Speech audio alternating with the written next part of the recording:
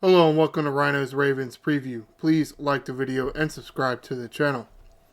Big AFC North matchup this weekend for the Baltimore Ravens as they will be in Cincinnati facing the Bengals.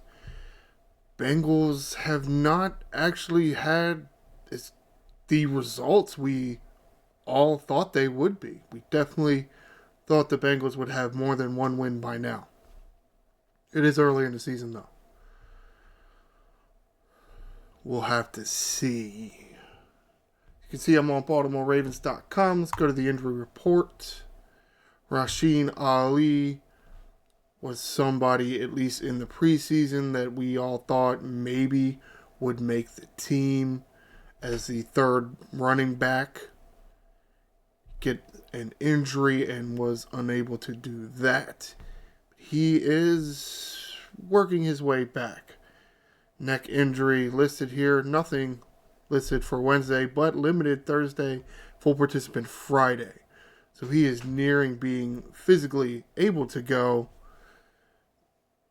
with roster spots now and 4 games in, almost 5 games in. Positions are being more defined and offense is getting our identity. Where's he going to fit if there's even a spot for him? Don't know. Chris Board, backup inside linebacker on here with an ankle injury. Limited Wednesday, full participant Thursday and Friday, so looks like he's available. Deontay Hardy, kick/punt returner.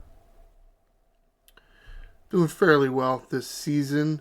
Has a knee issue. Nothing listed Wednesday or Thursday. Full participant Friday, and is still listed as questionable, which isn't great. That's about a 50-50 shot.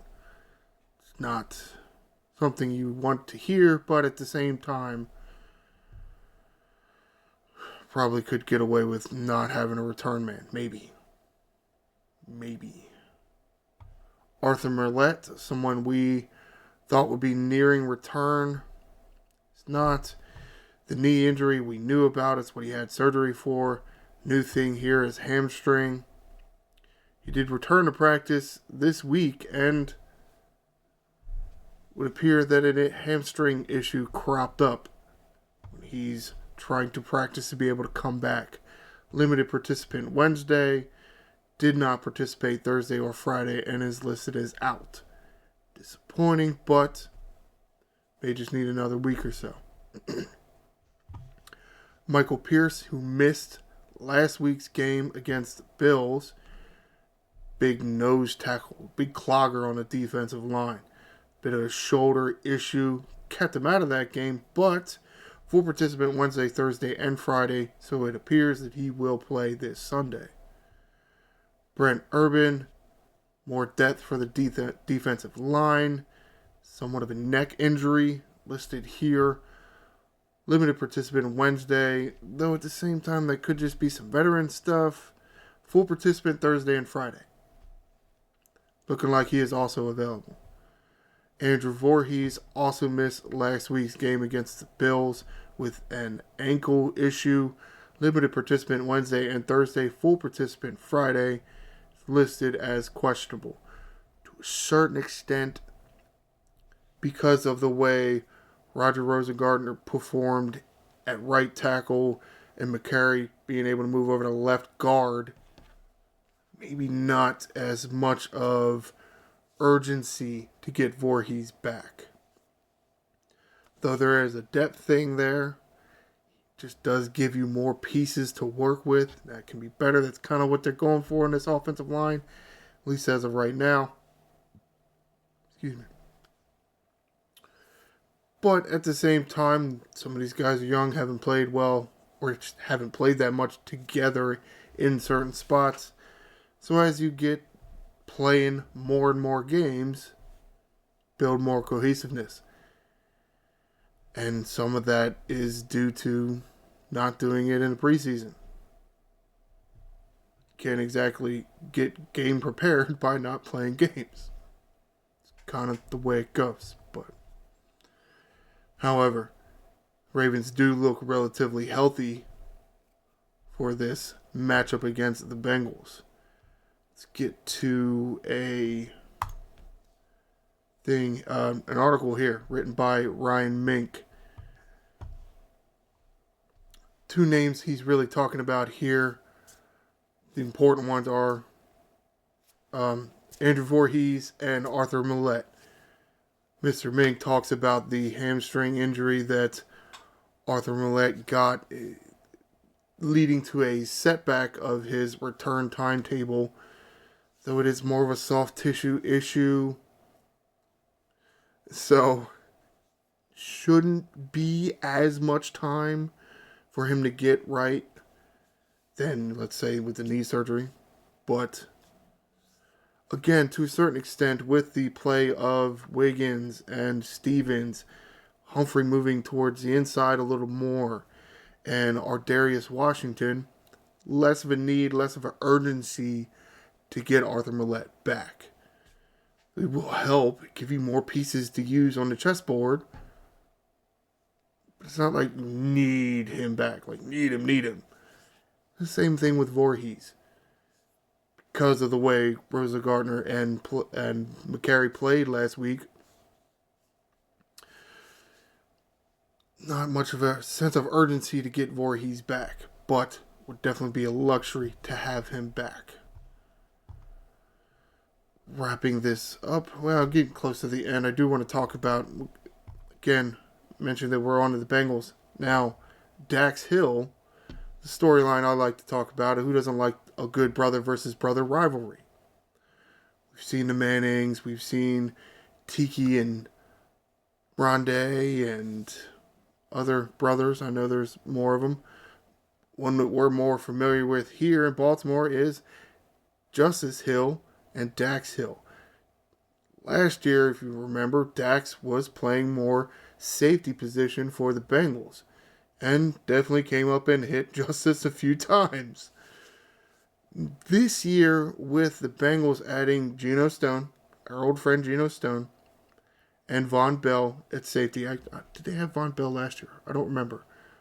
Those two guys are playing safety for him now. Dax Hill has actually been playing more of a corner role. So we see more contact between Dax and Justice. Maybe not. Justice is actually getting, I feel like he's actually getting a little more touches this year than he did last year. Or because he's number 2 on the running back depth chart, and it really worked last week. I mean, it's been working fairly well, throwing to him out of the backfield. We'll see how long that actually lasts. You know, defense is going to key on him sooner rather than later. Of course, that'll open up something else. But it's always fun to speculate the brother versus brother rivalry. And being that the two brothers play in the AFC North, get to see it a lot more. It feels like this is one of the more, maybe just in my mind, it's a more prominent brother versus brother matchup because they're actually going to be on the same field at the same time. Peyton and Eli never actually faced each other. Tiki and Rondé did, but at the same time, one was in the NFC East and the other was in the NFC South. So how much did they really play each other? Not a whole lot. They did some, just not as much. You know, they don't play each other twice a year. It happens here. So it is interesting to note. I did see one of the articles. I can't remember which article it was. I want to give the person credit for it. It was... No, it would have been over here. I think pretty sure it was this article here. This article here written by Clifton Brown, BaltimoreRavens.com staff writer. Making sure I'm getting the attributions out there. Ryan Mink, editorial director, was more the injury side of this, and Clifton Brown more of this storyline side of it between Dax and Justice. Something Clifton Brown mentions here, talking to Justice, is Dax is a little more quiet. Justice is saying, oh, when Dax is hitting him and tackling him, Dax doesn't really say anything. And Justice is like, well, if the roles were reversed, I'm talking trash to him all day. So, Justice being the older brother, Dax being the younger brother. I wonder if that has some dynamic in that there. Apparently, Dax not much of a talker. Wonder if that may change now. Because Dax got him a few times real good last year. See about this year. Slightly different role for Dax Hill. But let's wrap this up. Let's get to the logistical side of the game here. This coming Sunday, October 6th, Baltimore Ravens at the Cincinnati Bengals. What do they call the stadium? Paycor Stadium in Cincinnati. Game is scheduled for 1 p.m. Eastern Time. So that's going to do it for this edition of Ryno's Ravens Preview. Please stay tuned for Monday, next edition of Ryno's Ravens Review, and I will review the game between the Baltimore Ravens and the Cincinnati Bengals. Please like the video and subscribe to the channel. I am the Angry Ryno. Fly Ravens, fly.